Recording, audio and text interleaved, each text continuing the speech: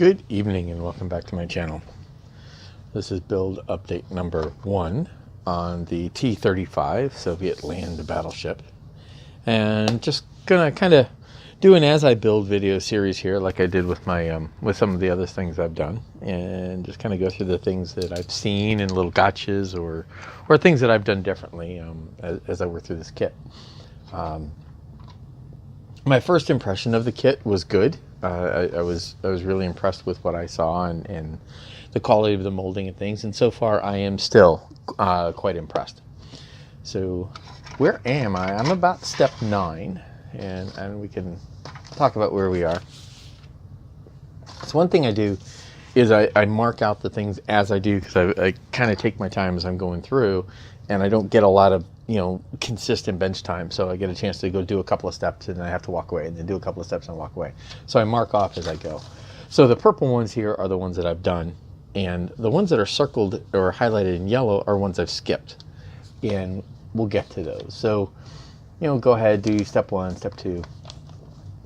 What I've done is I've skipped putting on the tools, and I skipped putting on these rails on the deck, and I did so mostly because I'm going to break them, and that's I'm worried about breaking them. I also thought about not doing some of the small handles, like that one on that door there, or the handle there on that door. But as it turns out, they're in places that I feel like they're not going to get broken off. But I do tend to try to avoid doing things like that.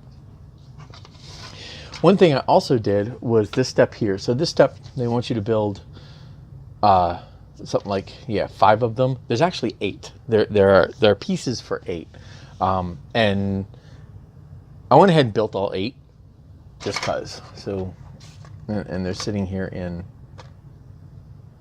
the tiny little guys, right? And they're very, very flimsy.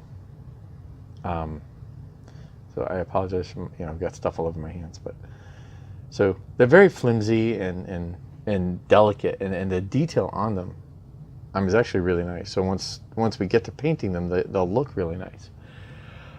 For the most part, though, the only part that you're going to see is the tip, because that's the part that sticks out of the turret, or the turrets that they're in, and we'll get to that right now. So I did not put them in the turrets. So you go through and it has you building these turrets, and then you have the hole for them. Well, so when you do that and you build them up, the tip of the thing, the only part of the gun you're going to see, and if I can get my fingers to work here we go, is right up to that point right there. So we slide this guy in. I come in from the bottom and drop him in there, and I'll glue in, and that's it. And that's how much is going to be sticking out. Now, I'm going to break that. If I do that and I put this on the model, I am probably going to break that off.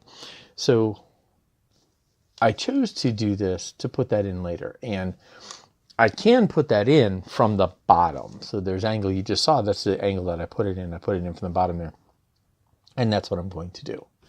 So I chose to do that later. So a couple of gotchas. First part here for the turret. They go together all right. There's a little bit of fitment issues here. There's a little more cleanup I need to do again now that this is back together. But I wasn't sure about how this seam was going to go together. And you can kind of see it's a little wonky. So the way these go together, this and this right here is a little bit wonky. I'll have a little bit of filler to do there. But overall, it's not bad. And it will fit down onto this nicely. Then you put together the guns for these turrets. Now, why, right? I mean, really, why? It's like they were put together like that just because to make you put something together and increase your part count. So you put it together, and there's cleanup and make it work, and it's fine. It's not that big a deal, but why? Overall, though, it looks nice. I mean, I don't know if there are aftermarket parts to replace that barrel or not, but it really doesn't matter. It also calls for more breech parts to go in here. And I chose to skip it. So I went through here, put the gun together. I just totally skipped these pieces. And then, I went in, did this, put the barrel on. All this is inside. And the hatches are closed. You can't see in.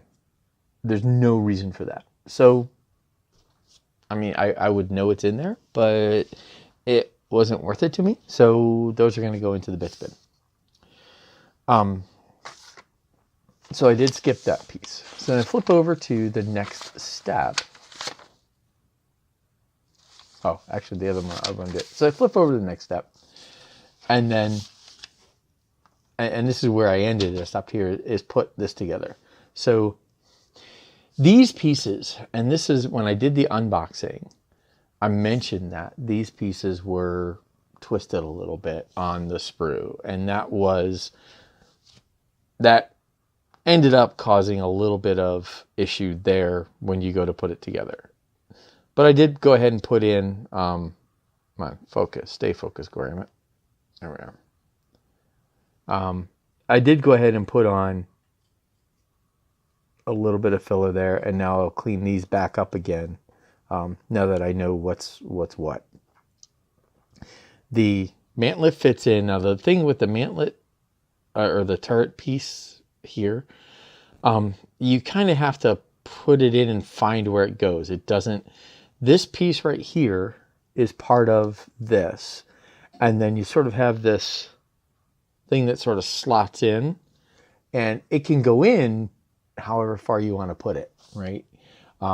There's really no guide on here. So your guide is to kind of make that line to be even.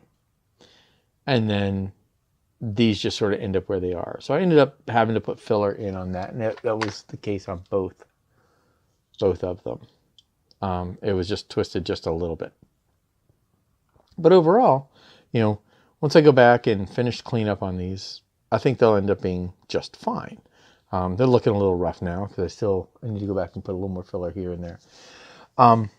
The other thing I noticed about these is, like the doghouse here, or whatever the thing is called, the casement that the turret goes onto, there's beveled edges, and these beveled edges sort of make this kind of fit. And there's a little marking tab. All right, see if I can get this to focus again. There, you can just see that right there. There's a little marking tab that makes sure this goes in proper alignment. When you do that, it kind of wants to wobble a little. So just be careful. What I ended up doing was just putting it on, holding it, and then touching with the Tamiya Extra Thin to hold it. And then I went inside and just ran a bead in there, and that worked just fine. So when you're doing this kit, as you're doing it, look at what you're doing. Look at what it's asking you to do and do it. Just be careful. Or not be careful, but be thoughtful. Okay? The other piece on this is, you can see there's a decent amount of filler on building the doghouse. And be careful. The one thing I would mention here is careful of your orientation of the deck, because these turret pieces, you see the turret pieces, and you see these. These are your key to remember this is your orientation, and as you're putting these in, orient them properly. I thought I was right, and I just wasn't paying attention closely enough. And I was trying to fit this piece over here, and it just wasn't fitting right. So that's your clue, right? If it's not fitting, double check your orientation.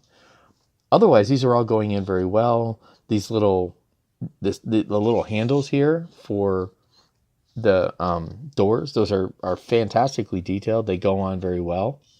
There's just a little bit of gappage at the edges, just the way that goes in. Again, they're beveled edges, so they don't like have a set, like a mortise and tenon or a lip and ledge sort of fitment. It causes them to be just a little bit unsure as far as how they sit in. So follow the edges. They work just fine. These other pieces went in just with no issues at all. Everything fits. So far, everything is fitting absolutely perfectly. So I've gotten that far. Next step is to go in, build these housings. These I skipped because I didn't want to break them. So I'll be coming back to those. I still have yet to do the door, put the door or the hatches on those. Then I've got these dog houses to do, or whatever they're called, these cases. And then this. It calls for a pulley and string, and I really can't tell what it's for. I'm guessing the string goes down inside. I need to look see if I can see what that means. But it says build this and put string on it. But I'm not really. It doesn't look like it's a pulley or a rope or any kind of winch or anything. So I'm not really sure what that is there. So I'm going to need to figure that out. But that's where I am right now. So I'm just, calling out where we are or what I'm doing. And to be perfectly honest, I'm really liking this kit. I'm enjoying this kit a very great deal. It's going together very well. There's a little bit of thinking to do, which is nice. I like that. It's not like, I just throw glue in the box and give it a shake and it comes out. There's a little bit of thinking to do to make it work. But I am very happy with how well it is going together, and the little things you have to do to fiddle with it. Just they're not exceptional. They don't require any major effort on your part as a modeler. They're mostly basic skills. So far, knocking on wood. So anyway, that is my look into, or my build so far on the Soviet T-35 land battleship, tank, whatever you want to call it. I'm going to call it land battleship because that's really what it is, and I like it. So hey, there we go. But that's your look at it. I will be back in the next video for the next phase of where I am. It might take me a bit to put all these together and so forth, but I hope you enjoy the journey with me and see what I'm doing. And feel free, if you have any questions, comments, queries, posers, suggestions, feel free to put it in the comments below. I do read them and respond if such is warranted. Until then, I hope this is helpful to you, and happy modeling. Talk to you next time.